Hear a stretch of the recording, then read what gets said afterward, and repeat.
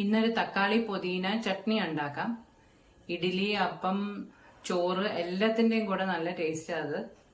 അതെങ്ങനെയാണ് ഉണ്ടാക്കുന്നതെന്ന് നമുക്ക് നോക്കാം. കുറച്ച് വെളിച്ചെണ്ണ ഒഴിച്ചു കൊടുക്കാം. ചെറിയുള്ളി ഇട്ട് കൊടുക്കാം.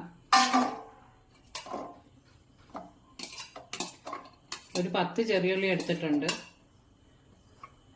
ഒരു 5 വെളുത്തുള്ളി, 4 പച്ചമുളക്. ഇത് വഴറ്റിയെടുക്കാം. ഉള്ളി വഴണ്ടിട്ടുണ്ട്. ഇനി പുതിനയില ഇട്ട് കൊടുക്കാം. ഒരു പിടി പുതിനയില ഇട്ട് കൊടുക്കണം.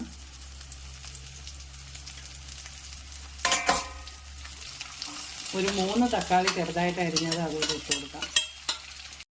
കുറച്ച് ഉപ്പ് ഇട്ട് കൊടുക്കാം. തക്കാളി റെഡി ആയിട്ടുണ്ട്. ഇനി ഒരു ചെറിയ സ്പൂൺ ജീരകം ഇട്ട് കൊടുക്കാം. ചെറിയ ജീരകം അരച്ചോണ്ട് വരാം.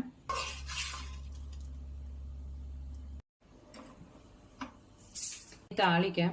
കുറച്ച് വെളിച്ചെണ്ണ ഒഴിച്ചു കൊടുത്തിട്ടുണ്ട്. കടുക് ഇട്ട് കൊടുക്കാം. കടുക് പൊട്ടി തുടങ്ങിയിട്ടുണ്ട്. ഇനി ഉണക്കമുളക് ഇട്ട് കൊടുക്കാം.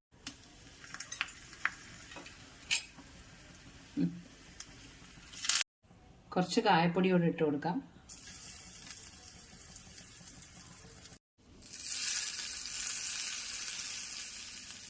തക്കാളി പുതിന ചട്നി റെഡി ആയിട്ടുണ്ട്. നല്ല ടേസ്റ്റാണ്. എല്ലാവരും ഒന്ന് ട്രൈ ചെയ്ത് നോക്കണേ.